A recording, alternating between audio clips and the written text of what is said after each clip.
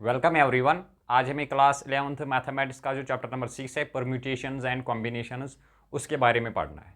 ये जो आज का लेक्चर है ये इंट्रोडक्शन बेस्ड होगा। इससे पहले हमने 5 चैप्टर्स कंप्लीट कर लिए हैं। ये जो लेक्चर है इंट्रोडक्शन बेस्ड है। आज हम इस लेक्चर के जो बेसिक कॉन्सेप्ट्स है वो पढ़ेंगे, बेसिक फॉर्मूलाज है वो पढ़ेंगे। परम्यूटेशंस एंड कॉम्बिनेशंस पहले हम समझेंगे कि परम्यूटेशन होता क्या है और कॉम्बिनेशन होता क्या है। बाद में हम इसकी फॉर्मूलाज वगैरह वो भी समझेंगे। परम्यूटेशन होता क्या है? It helps us to determine the number of possible arrangements. ये में हेल्प करता है डिटरमाइन करने में क्या? Number of possible arrangements. अभी तुम्हें समझ नहीं आएगा, ये एग्जाम्पल से मैं समझाऊंगा। और कॉम्बिनेशन क्या होता है? Selection of set of all objects. ठीक है जी। एग्जाम्पल के लिए समझिए, आपके पास 2 पैंट्स है और 2 शर्ट्स है। ठीक है, हाँ। अब पैंट्स जो है वो रेड और ब्लू है और शर्ट्स है वाइट और येलो। कौन सी आप सिलेक्शन करोगे? आप रेड के साथ व्हाइट और येलो पहन सकते हो। रेड के साथ आपने व्हाइट शर्ट पहनी और रेड के साथ आपने येलो शर्ट पहनी। फिर आप ब्लू पैंट के साथ व्हाइट शर्ट और ब्लू पैंट के साथ येलो शर्ट। ठीक है, ये क्या किया आपने? सिलेक्शन। अब अगर हम देखें number of total arrangements, number देखें, ठीक है ना, 1, ये हो गया 2, फिर 3 और ये हो गया 4। नंबर ऑफ पॉसिबल अरेंजमेंट, उसको क्या कहते हैं हम? परम्यूटेशन। सिलेक्शन ऑफ ऑब्जेक्ट्स जब तुम करोगे उसको क्या कहते हैं? कॉम्बिनेशन। इतना समझ में आया? हाँ सर। ये जब हम आगे आगे बढ़ेंगे तो तुम्हें धीरे धीरे अच्छे से समझ में आना लग जाएगा। इसके बाद होता है प्रिंसिपल ऑफ काउंटिंग। बिल्कुल ईजी है।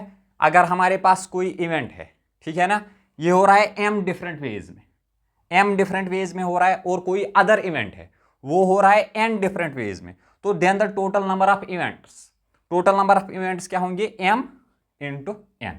यहां तक आया समझ? टोटल नंबर ऑफ इवेंट्स क्या हो जाएंगे? m into n। ठीक है जी। ये था प्रिंसिपल ऑफ काउंटिंग। ये बहुत ही ईजी है। आप पहले इतना नोट डाउन करिए, फिर हम फैक्टोरियल नोटेशन के बारे में समझेंगे। नोट डाउन करिए। अब हम समझेंगे कि फैक्टोरियल नोटेशन होता क्या है। ठीक है, देखो फैक्टोरियल नोटेशन, n फैक्टोरियल, इसका मतलब फैक्टोरियल होता है। n फैक्टोरियल किसके बराबर होता है? n into n minus 1 into n minus 3 into n minus 4 into n minus 5 into dash dash dash up to 3 into 2 into 1। Sir ऐसे समझ नहीं आया? कोई बात नहीं। अगर मेरे पास n के बदले 6 है, 6 फैक्टोरियल किसके बराबर होगा? देखो 6 into 5 into 4 into 3 into 2 into 1। अब समझ में आ गया? हाँ सर। 1 फैक्टोरियल 1 ही के बराबर। अगर 3 फैक्टोरियल मुझे बताना है किसके बराबर है, तो मैं लिख सकता हूँ 3 इंटू 2 इंटू 1। समझ गए? हाँ सर। अगर आप फैक्टोरियल के नीचे डिवाइड में फैक्टोरियल हो तो कैसे सॉल्व कर सकते हैं? ईजी है। 6 फैक्टोरियल है मेरे पास, मुझे डिवाइड करना है इसको 3 फैक्टोरियल से। ईजी है। देखो ऊपर मैं लिख सकता हूँ 6 into 5 into 4 into 3 into 2 into 1। 3 into 2 into 1 के बाद मैं 3 फैक्टोरियल लिखूंगा। क्यों सर? नीचे 3 फैक्टोरियल है और ये कैंसिल हो जाएगा, डिवाइडेड बाई 3 फैक्टोरियल। ये और ये कैंसल, ये आएगा 6 5 आर 30 इंटू 4 3 4 आर 12, 120 के बराबर। यहां तक आया समझ? हाँ सर। देखो अब अगर मल्टीप्लाई, अगर देखो ऐसे हो 3 फैक्टोरियल, इसके डिवाइड में है 2 फैक्टोरियल इंटू 6 फैक्टोरियल, इसके डिवाइड में है 2 फैक्टोरियल। तो कैसे करेंगे सर? ईजी है, बिल्कुल ईजी है। देखो 3 फैक्टोरियल को मैं लिख सकता हूँ 3 इंटू 2 फैक्टोरियल। हाँ सर। 3 इंटू 2 इंटू 1, 2 इंटू 1 को मैं 2 फैक्टोरियल लिख सकता हूँ। हाँ सर। डिवाइड करूंगा मैं 2 फैक्टोरियल से। क्यों सर? ये 2 फैक्टोरियल कैंसिल हो जाएगा। इंटू 6 फैक्टोरियल को कैसे लिख सकते हैं हम? 6 into 5 into 4 into 3 into 2 into 1। 2 into 1 के बाद में लिख सकता हूँ 2 फैक्टोरियल, और इसके नीचे था डिवाइड में 2 फैक्टोरियल। ये और ये कैंसल। अब आप इजीली इसे कैलकुलेट आउट कर सकते हैं कैलकुलेटर से या खुद ही। 3 into 6 into 5 into 4 into 4 into 3, जो आंसर आएगा वो आपका आंसर होगा। I hope and believe factorial notation आपको अच्छे से समझ में आ गया होगा। आप ये नोट डाउन करिए, फिर हम आगे बढ़ते हैं। फॉर्मूलाज ऑफ परम्यूटेशन अब हम समझेंगे कि कैसे बनती है और कैसे अप्लाई करनी होती है। ठीक है, एग्जाम्पल से समझाऊंगा। मेरे पास नंबर्स है 1 2 3 4। इनसे मुझे एक 3 डिजिट नंबर बनाना है। ठीक है, केस 1 रिपीटेशन इज अलाउड, मतलब 1 में यहाँ भी रख सकता हूँ, यहाँ भी और यहाँ भी। दूसरे वाले केस में फिर रिपीटेशन अलाउड नहीं होगी। तीसरा वाला केस सिमिलर ऑब्जेक्ट्स, वो भी हम पढ़ेंगे। देखो कैसे करेंगे। इनको कहते हैं number of objects. Number of objects, इनको हम n से डिनोट करते हैं, जो कि बराबर है 4। हाँ जी हाँ सर। और ये है number of places, number of places जो कि कितनी है 3 डिजिट नंबर बनाना है। हाँ हाँ सर। फर्स्ट वाले केस में, केस फर्स्ट, अगर केस फर्स्ट से रिपीटेशन अलाउड है तो क्या बनेगी formula, n power r, number of places को हम r से डिनोट करते हैं। हाँ सर। n क्या है, n है 4। हाँ सर, 4 नंबर्स है और 3 डिजिट नंबर बनाना है, रिपीटेशन अलाउड है 3 पावर 4, यानी कि 4 इंटू 4 इंटू 4 64 बन जाए। टोटल कितनी पॉसिबिलिटीज है, 64 3 डिजिट नंबर में इनसे बना सकता हूँ। समझ में आ गई बात। हाँ सर। अब केस नंबर 2 के लिए देखो, रिपीटेशन अलाउड है ही नहीं, रिपीटेशन अलाउड है ही नहीं। अगर मैंने यहाँ 1 रखा तो मैं यहाँ और यहाँ नहीं रख सकता, अगर मैंने यहाँ 2 रखा तो यहाँ नहीं रख सकता हूँ। ठीक है। टोटल कितनी है यहाँ पर 4, मैं 4 1 भी रख सकता हूँ यहाँ, 2 भी, 3 भी और 4 भी। ठीक है। इसकी पॉसिबिलिटीज कितनी है 4 सर। हाँ। अब let us take an example कि 1 मैंने रखा, अब कितने बचे यहाँ पर 3 एग्जांपल्स, 2 3 या 4 रख सकता हूँ। हाँ। 2 रखे मैंने, अब 2 ही बचे यहाँ पर 2। अगर तुम इन्हें प्रोडक्ट करोगे तो आंसर आ जाएगा केस नंबर 2 में। केस नंबर 2 में 4 3 आर 12, 2 आर 24। ऐसे करो कॉन्सेप्ट से या फिर एग्जाम्पल से भी समझाऊंगा। एग्जाम्पल क्या बनती है केस नंबर 2 के लिए, n P r is equal to n factorial divided by n minus r factorial. ठीक है। एन था टोटल, ये नंबर ऑफ ऑब्जेक्ट्स वो है 4 के बराबर, इसका मतलब ऊपर आएगा 4 फैक्टोरियल। हाँ सर। नीचे डिवाइड में n minus r factorial, n है 4 minus number of places, r की वैल्यू है 3, 4 माइनस 3 इज 1 फैक्टोरियल। यहां तक आया समझ। हाँ सर। 4 फैक्टोरियल को मैं लिख सकता हूं 4 इंटू 3 इंटू 2 इंटू 1, डिवाइड में है नीचे 1 फैक्टोरियल, 1 ही के बराबर होता है। हाँ सर।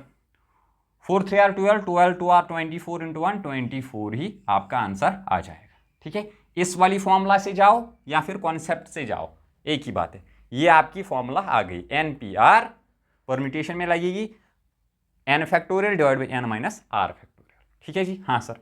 अब सर केस नंबर 3 क्या था वो भी समझाऊंगा। Let us take an example. मेरे पास वर्ड येलो है, अब मुझे परम्यूटेशन निकालनी है। देखो परम्यूटेशन क्या आएगी यहाँ, एन फैक्टोरियल ऊपर, एन कितने हैं ये ऊपर, टोटल कितने हैं ये 1 2 3 4 5 6, ऊपर तो आएगा 6 फैक्टोरियल। हाँ सर। और नीचे डिवाइड में देखो सिमिलर ऑब्जेक्ट्स है ना, एल है 2 बार, 2 बार है तो 2 फैक्टोरियल नीचे। अब इसे सॉल्व करोगे तो आपका आंसर आ जाएगा। समझ गए सिमिलर ऑब्जेक्ट्स को हम कैसे सॉल्व करते हैं। हाँ सर।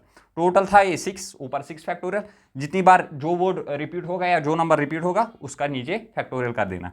एल 2 बार तो 2 factorial. Let's take an example, यहाँ पर एक और डब्ल्यू होता तो 2 फैक्टोरियल एक और आ जाता। समझ गए। हाँ सर। नीचे आता 2 factorial into 2 factorial. I hope and believe आपको ये अच्छे से समझ में आ गया होगा। आप नोट डाउन करिए, फिर हम कॉम्बिनेशन की जो फॉर्मूला होती है वो पढ़ेंगे।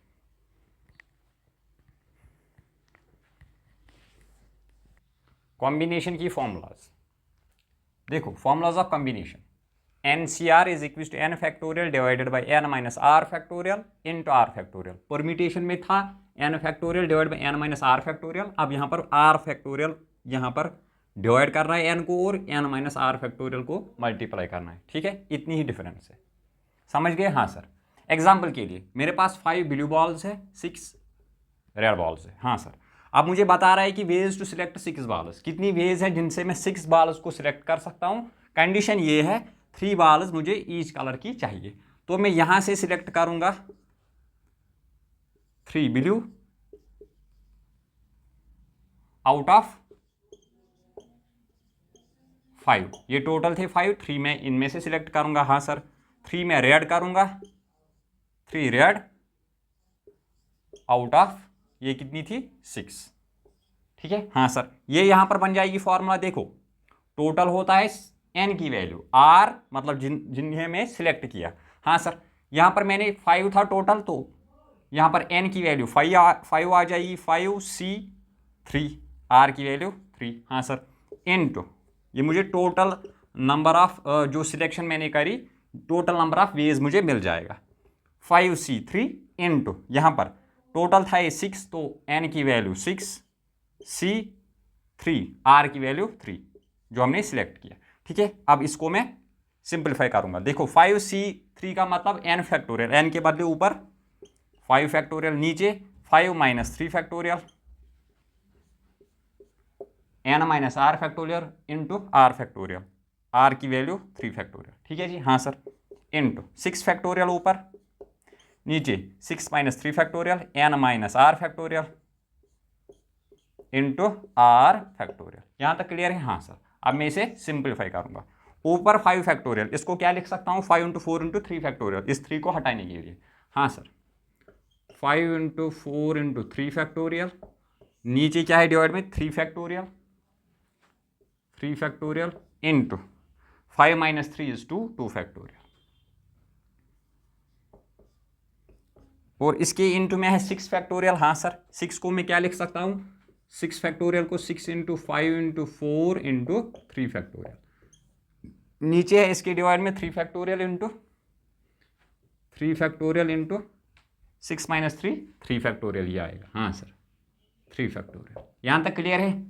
3 फैक्टोरियल से 3 फैक्टोरियल कैंसिल हो जाएगा, यहाँ भी 3 से 3 फैक्टोरियल कैंसिल हो जाएगा। अब देखो यहाँ 2 फैक्टोरियल का मतलब क्या होता है? 2 इंटू 1, 2 इंटू 1 2 ही होता है, काटो, 2 1 आर 2, 2 2 आर 4, यहाँ बचेगा 2 5 आर 10 इंटू, अब देखो यहाँ क्या बचेगा? 3 फैक्टोरियल का मतलब क्या होता है? 3 इंटू 2 इंटू 1, 3 2 आर 6 इंटू 1। देखो 3 फैक्टोरियल का मतलब यहाँ पर मैं लिखता हूँ, 3 factorial is equal to 3 into 2 into 1, 3 2 are 6, ये 6 और ये 6 फिर कैंसिल हो जाएगा। 3 फैक्टोरियल मतलब 6, ये और ये कैंसिल, 5 4 आर 20, आपका आंसर आ जाएगा 20 इंटू 10, 200 वेज है सिलेक्ट करने की। ठीक है, पहले आप रेड, फिर इसमें से रेड पहली 3 लोगे, फिर बाद की 3, इसमें से पहली 3, वैसे ही 200 वेज है। समझ गए? हाँ sir. I hope and believe आपको ये अच्छे से समझ में आ गया होगा। इसी के साथ हमने इसका जो इंट्रोडक्शन लेक्चर है वो कंप्लीट कर लिया। अब हम इसकी जो एक्सरसाइज है 6.1 वो करेंगे। तब तक के लिए stay motivated and all the best.